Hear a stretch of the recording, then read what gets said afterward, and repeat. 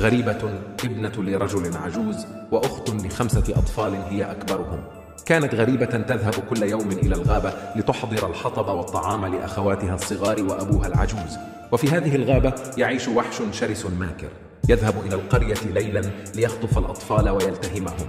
اتفق الوالد العجوز وابنته غريبة على أن تعود كل يوم قبل غروب الشمس، وعندما تصل لباب بيتها عليها أن تطرق 3 طرقات ثم تخشخش بأساورها كي يعرف أبوها إن الذي على الباب هو ابنته غريبة.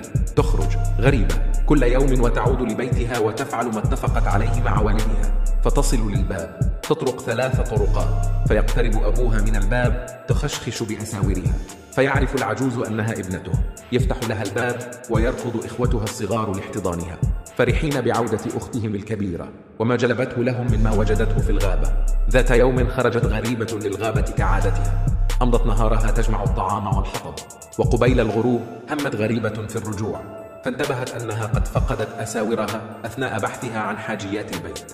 همت تبحث عن أساورها في أرجاء الغابة فأخذها الوقت ولم تدرك أن الظلام قد حل، وعندما أدركت ذلك سارعت إلى البيت وهي تبكي خائفة من أجواء الغابة أثناء الليل. وصلت غريبة لباب بيتها، طرقت الطرقات ال3 المتفق عليها، فاقترب الأب العجوز من الباب. صارت غريبة تحدثه وتروي له ما حصل. قالت له بعد ذلك: يا أبي، إني لا أستطيع أن أخشخش بأساوري كي تعرف أنني غريبة، لكن ها هو صوتي أحدثك، فافتح الباب أرجوك قبل أن يداهمني وحش الغابة. رفض الأب وهو يبكي ويقول لها: سامحيني، فأنا لا أستطيع أن أفتح لك، فلربما الوحش يقلد صوتك، إخوتك الصغار هنا سيأكلهم إذا فتحت الباب. بكت غريبة وتوسلته وبكى الأب ورفض أن يفتح لها، فهو لن يضحي بأخواتها ال5 ليأكلهم الوحش جميعهم لأنها لم تلتزم بما اتفقا عليه ولم تعد قبل الغروب. ظلت غريبة خارجا خائفة حزينة حتى أتى وحش الغابة وأكلها.